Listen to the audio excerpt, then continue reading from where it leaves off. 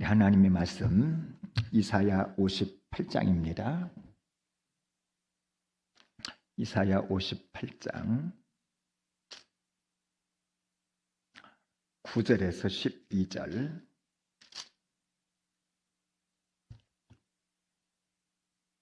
(28장) 9절에서 12절. 자, 우리 한 절씩 교독합니다. 9절 중반절입니다. 만일 내가 너희 중에서 멍에와 손가락질과 허망한 말을 제하여 버리고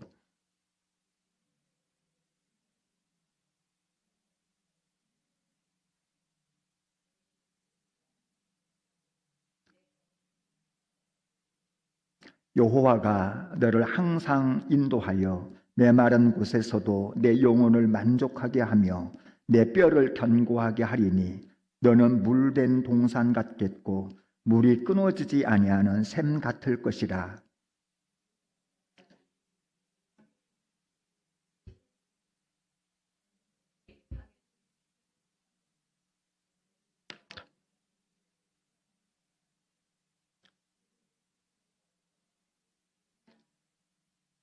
아멘. 우리 12절까지 보았습니다. 할렐루야. 이렇게 이 자리에 있는 것이 참으로 귀한 은혜구나, 이런 생각이 되어집니다.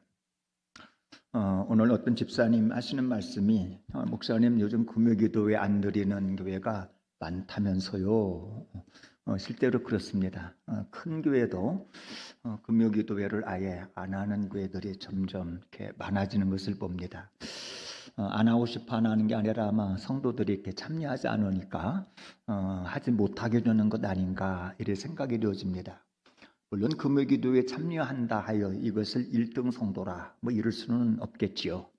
그럼에도 불구하고 우리가 이 자리에서 일주일에 한 번 정도는 와서 좀 합심해서 많이 기도하고 가는 것, 이것이 우리 영혼이 살아나고 우리 하나님 앞에 아주 귀한 일이라 생각이 되어집니다. 그래서 몇 사람이 참여하든지 간에 내가 이 자리에 있는 것이 너무 귀한 은혜다. 이건 참 세상으로 따질 수 없는 가치가 있는 일이다, 이런 생각을 가지시고 타협하지 말고 올라오시기 바랍니다. 와서 말씀 한 자리를 또 보고 찬양도 하고 합심해서 기도하고 내려가는 그런 신앙의 여정을 이어가시기를 주의 이름으로 축복합니다. 자, 이제 읽은 말씀을 의지해서 하나님은 우리의 마음을 봄동산으로 가꾸신다. 하나님은 우리의 마음을 봄동산으로 가꾸신다. 이런 제목으로 오늘 말씀을 묵상하도록 하겠습니다. 요즘 길을 걸으면은 너무너무 감사하고 기쁨이 넘치는 장면들이 참 많지 않습니까? 엄동소란, 그 추위에 꽁꽁 얼어붙어 죽을 법했던 나무가지에 싹이 돋아나고 꽃이 피어나고, 올해는 그 어느 때보다도 벚꽃이 너무너무 화사하고 아름다웠던 것 같습니다. 지난 월요일 날 진짜 오랜만에 고려산 진달래 축제 현장을 갔는데 진달래가 그렇게 이쁜 줄 몰랐습니다. 철쭉은 아직 피지를 않았고 진달래가 폈는데 어우러져서 이렇게 무리를 지어 폈는데 그 활짝 핀 그 꽃 모양 하나하나가 얼마나 이뻤던지. 요즘 나무가지를 보면은 그야말로 아침 저녁으로 다르지 않습니까? 어느 사이에 망우리가 터트러져 가지고는 싹이 나요. 애기손처럼 조그만하게. 근데 어느 순간 보면은 이 싹이 커가지고 제법 커졌어요.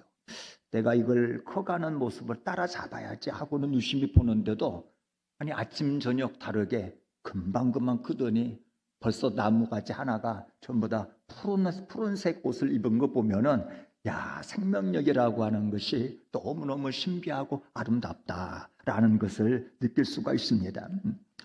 자, 그런데 여러분, 우리의 마음은 어떻습니까? 겉으로는 신앙생활을 한다고 하고 있지만 우리의 마음 깊은 곳은 여전히 메마르고 굳어있고 차갑고 지쳐있는 상태 아닙니까? 가끔 소그룹 나눔을 하다 보면 이렇게 말하는 사람이 왕왕 있습니다. 예전에는 은혜도 참 많았는데 지금은 감동이 없어요. 성경을 보아도 찬양을 드려도 왠지 모를 감동이 사라져 버렸습니다. 기도해도 마음이 움직여지지 아니하고 말씀을 나름 읽고 묵상해도 마음의 감동으로 다가오지 않을 때가 너무너무 많아요. 자, 근데 여러분, 하나님은 어떤 분이신 줄 아십니까? 우리의 마음을 그렇게 방치해 두시는 하나님이 아니라고 하는 것입니다. 오늘 말씀 보세요. 하나님은 우리의 마음을 반드시 봄동산으로 가꾸시는 분이라고 하는 것입니다. 자, 그러면 하나님께서 어떻게 우리의 마음을 봄동산으로 바꾸시는가? 오늘 읽은 말씀을 차근히 하나씩 하나씩 풀어가면서 어떻게 하나님이 우리의 마음을 봄동산으로 바꾸는지 한번 살펴보려고 합니다. 먼저 하나님은 우리의 막힌 것을 제하기 원하신다는 거예요. 막힌 것을 제하기 원하신다. 9절 하반절을 보니까 멍에와 손가락질과 허망한 말을 취하여 버리고 그랬습니다. 여러분, 말씀이 아주 분명하지 않습니까? 먼저 제하여 버려라 이겁니다. 왜냐하면요, 마음이 메마른 이유는 환경이 아니라고 하는 것입니다. 막혀있기 때문이라는 거예요. 그러면 우리의 마음을 뭐가 막고 있느냐 이 말이에요. 구체적으로 본문은 세 가지를 말합니다. 첫째는 멍해라는 거예요. 자, 그러면 우리의 마음을 막고 있는 그 멍해가 무엇이냐? 예, 그것은 바로 죄일 수 있다는 겁니다. 죄. 하나님이 정확하게 알고 계시고 내 양심도 어렴풋이 알고 있는 그 은밀한 죄. 사람들은 모르지만 내가 끊지 못한 그 은밀한 죄가 내 마음을 막고 있는 것입니다. 그 은밀한 죄는 잘못된 관계일 수 있습니다. 누군가 용서하지 못한 마음, 시기, 질투, 원망으로 가득 차 있는 마음, 비틀어진 관계, 이것들이 막고 있는 것입니다. 내가 내려주지 못한 집착일 수도 있습니다. 그것이 돈이든 그것이 멍해이든 그것이 사람이든 내가 놓지 못하는 집착이 있으면 그것이 바로 내 마음을 막고 있는 것입니다. 마음을 막고 있는 것 두 번째로 손가락질입니다. 손가락질. 다른 사람들을 자꾸 판단하고 정죄하는 마음. 이 마음은 우리의 마음을 강팍하게 하고 봄동산을 막아버립니다. 세 번째는요, 악한 말입니다. 아니, 이왕지사 말을 하면은 좀 사람을 살리는 말을 하면은 얼마나 좋습니까? 좀 부드럽게, 좀 온유하게, 좀 사랑스럽게, 좀 이해하면서 따뜻하게 말을 하면은 참 좋을 텐데, 아니, 상처 주는 말을 한다 이 말이에요. 여러분, 이것이 악한 말이라고 하는 것 아십니까? 자, 그런데 이것들이 마음을 어떻게 만드냐? 여러분, 겨울처럼 내 마음을 꽁꽁 얼어붙게 만든다는 겁니다. 여러분, 내 마음도 얼어붙게 만들고요, 내 말을 듣는 그런 상대방의 마음도 얼어붙게 만드는 것입니다. 여러분, 아무리 우리가 예배 시간에 참여하여 찬양하고 기도하고 은혜 받았다 할지라도 그때뿐입니다. 여러분, 이것들이 있으면은요, 마음에는 꽃이 피어날 수가 없는 것입니다. 그래서 하나님은 우리에게 분명하게 말씀하십니다. 얘야, 먼저 치워라. 치워라.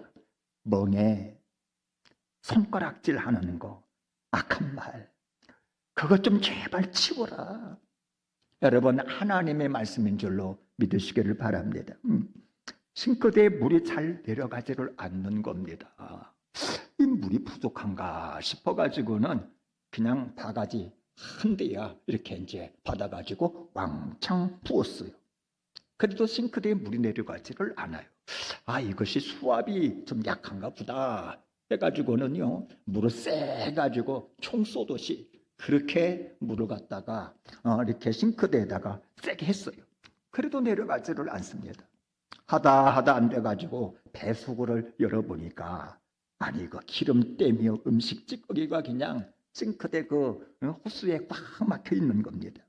그걸 깨끗하게 취하자 얼마나 시원하게 물이 쏙 내려가는지.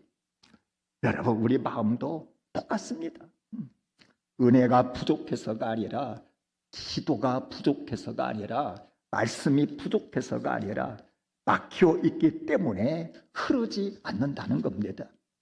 용서하지 못한 마음, 판단하는 마음, 상처 주는 말, 여러분, 이것들이 쌓이면요 틀림없습니다. 우리의 마음은 겨울처럼 굳어져 버리는 것입니다.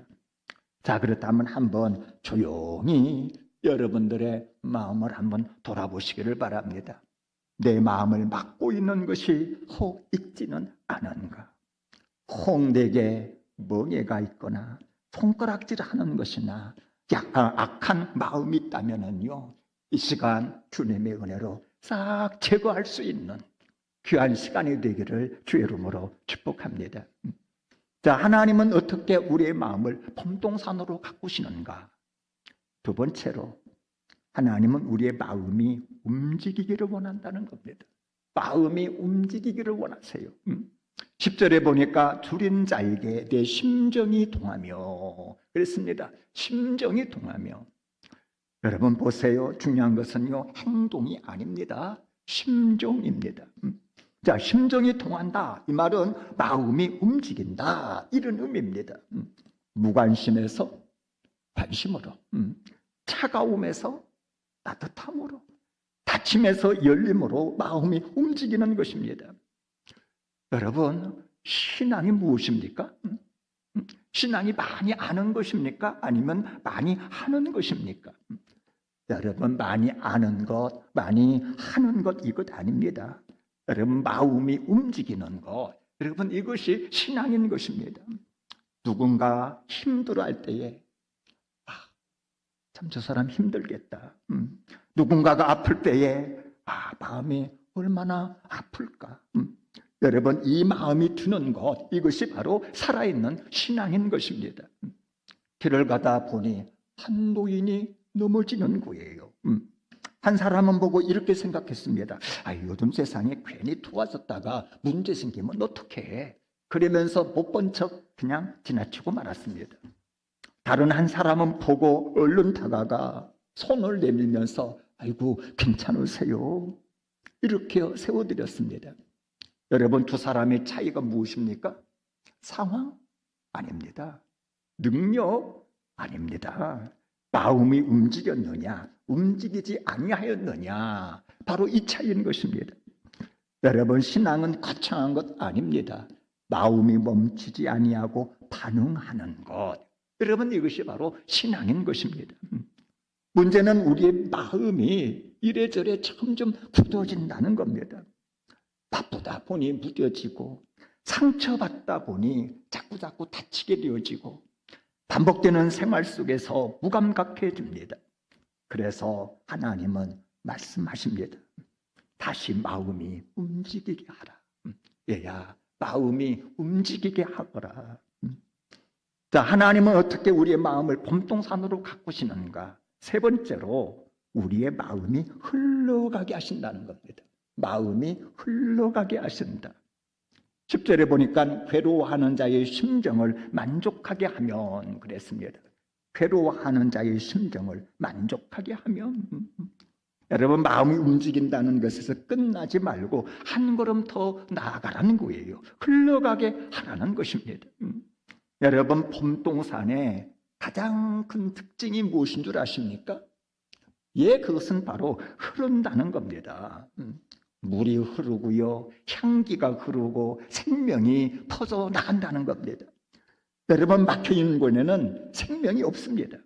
그러나 흐르는 곳에는요, 반드시 생명이 있습니다. 영적으로도 마찬가지입니다. 흘려보내는 사람의 마음은 채워집니다. 그곳에 생명이 잉태되어지고 피어난다라고 하는 것입니다. 우리는 이렇게 생각을 합니다. 내가 먼저 채워줘야 흘려보내고 남을 돕지. 그러나 하나님은 반대로 말씀하십니다. 아니야, 네가 흘려보내면 내가 채운다. 여러분, 그래서 위로하면은 내가 위로받습니다. 사랑하면은요, 내가 살아나요. 나누면은요, 내 마음이 풍성해집니다. 외로운 할머니 한 분이 계셨어요. 자식들이 너무너무 바빴고, 그래서 연락도 뜸했고, 찾아주는 사람도 없었고, 하루 종일 말 한마디 못하고 지내는 날이 많았습니다. 그런데 어느 날 한 성도가 할머니에게 전화를 해서 안부를 묻습니다. 할머니, 요즘 잘 지내고 계세요? 건강은 좀 어떻고요? 잠은 좀 잘 주무세요? 요즘 식사는 잘하고 계세요? 그 한 통의 전화에 할머니가 한참을 울다가 하는 말, 아직도 누군가가 나를 기억해 주는 사람이 있구나. 이 할머니가 감동했다는 것입니다. 여러분, 그 성도가 큰 돈을 썼나요? 아니거든요. 대단한 일 했나요? 아니거든요. 그냥 마음을 흘려보낸 것입니다. 그런데 그 결과 한 사람의 마음이 살아난 것입니다. 여러분, 우리의 작은 관심 하나, 짧은 말 한마디가 누군가에는 생명이 되어지고 저들에게는 기쁨이 되어진다고 하는 이 사실, 여러분 마음속에 새기시기를 바랍니다. 그리고 놀랍게도요, 그렇게 흘려보내는 그 사람이 가장 먼저 살아난다라고 하는 사실입니다. 자, 지금 마음이 메마르다 생각되는 분이 계십니까? 누군가를 한번 위로해 보시기를 바랍니다.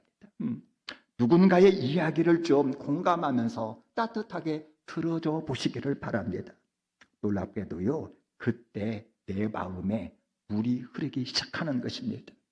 그때 내 마음이 살아나고 그때 내 마음이 봄동산 되어진다라는 것입니다. 자, 하나님은 어떻게 우리의 마음을 봄동산으로 가꾸시는가? 네 번째로, 하나님이 우리를 봄동산으로 만드신다는 거예요. 하나님이 친히 우리의 마음을 봄동산으로 만든다. 10절 하반에 내 빛이 흑암 중에 떠올라 너는 물된 동산 같겠고 그랬습니다. 자, 물된 동산 누가 만듭니까? 사람이 만드나요? 아닙니다. 하나님이 하시는 일입니다. 어두웠던 마음에 빛이 들어오고 메마른 심령이 촉촉해지고 지쳤던 영혼이 살아나고, 여러분 이거 다 하나님이 하시는 일입니다. 하나님이 하시면은요, 물된 동산 같은 마음이 되는 것입니다. 거실에 화분 하나가 있었어요. 푸른 잎에 붉은 꽃, 얼마나 예뻤는지. 근데 웬일입니까? 시간이 좀 지나가면서 시들해지더니 그만 꽃이 떨어지기 시작한 겁니다. 이 식물은 원래부터 좀 약한 식물인가 보다 생각을 하면서도 좀 더 관심을 갖고 더 성실하게 물을 주기 시작했습니다. 근데 웬일입니까? 며칠이 지나자 잎이 살아나고 다시 꽃 색깔이 돌아오면서 활짝활짝 웃는 모습이 된 것입니다. 문제는요, 식물 자체가 아니었습니다. 물 공급이 끊긴 것이 문제였다는 거예요. 좀 더 많은 물이 들어가자 이 식물은 살아났습니다. 여러분, 우리도 그렇습니다. 내가 약해서가 아니라, 내가 부족해서가 아니라, 하나님과의 흐름이 끊어지면은요, 마음은 마르게 되어 있는 것입니다. 하나님과의 흐름이 이어지면은요, 하나님이 공급하시면은요, 어떤 심령도 다시 살아나게 된다라고 하는 것입니다. 특별히 이 말씀 너무 중요하지 않습니까? 11절에 여호와가 너를 항상 인도하여, 항상 인도하여. 한 번이 아니에요. 항상입니다. 메마른 곳에서도 내 영혼을 만족해 하며 그랬습니다. 부족함이 아니라 충만함입니다. 하나님은 우리를 잠깐 위로하는 분이 아니라 계속 가꾸시는 분이라고 하는 사실입니다. 그래서 우리의 마음이 계속 피어나는 봄동산이 될 수 있는 것입니다. 더 나아가서 하나님은요, 우리를 회복의 통로로 사용하신다는 거예요. 회복의 통로로 사용하신다. 12절에 내게서 날 자들은 오래 황폐된 곳들을 다시 세울 것이며 그랬습니다. 나만 살리는 것이 아니라 나를 통해 다른 사람들을 살리신다라고 하는 것입니다. 무너진 가정을 세우고 상처 입은 사람을 회복시키고 관계를 다시 연결시키는 사람으로 하나님이 사용하신다는 것입니다. 여러분, 하나님 우리를 왜 부르셨습니까? 왜 우리를 회복시키셨습니까? 나만 봄동산처럼 살라고? 그게 아니라는 겁니다.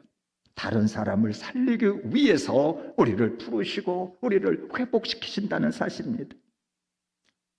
가정이 싸늘해요. 남편과 아내 사이에 말 한마디가 없어요. 어느 날 아내가 말씀의 은혜를 받고 결단을 내립니다. 내가 먼저 바뀌어야 되겠구나. 만나 먼저 인사를 나누고 그리고 잘 들어주고 부드럽게 말을 하고 그리고 좀 더 섬기기 시작했습니다. 처음에는 아무런 변화가 없는 듯 했어요. 그런데 몇 달이 지나자 남편이 조금씩 달라지기 시작하더니 마침내 가정에 웃음꽃이 돌아왔다는 겁니다. 하나님은요, 나 한 사람을 통해서 바꾸십니다. 나 한 사람을 통해서 가정을 바꾸고 내가 출근하는 직장을 바꾸고 교회를 바꾸신다는 겁니다. 자, 오늘 말씀을 한 문장으로 정리하면요, 이것입니다. 하나님은 우리의 마음을 먼저 막힘에서 열림으로, 열림에서 흐름으로, 흐름에서 풍성함으로, 그리고 풍성함에서 사명으로 이끄시는 그런 하나님이라고 하는 사실입니다. 그렇다면 이제 한번 질문해 보시기를 바랍니다. 나는 지금 어디에 서 있는가? 아직도 막혀 있는 자리입니까? 마음이 굳어 있는 자리입니까? 아니면 조금씩 열리고 있는 자리입니까? 아니면은 흘려보내고 있는 삶을 살고 계십니까? 하나님은 우리를 중간에 멈추게 하지 않으십니다. 반드시 봄 동산까지 데려가기를 원하시는 그런 하나님인 것입니다. 혹 지금의 마음이 결과 같지는 않으십니까?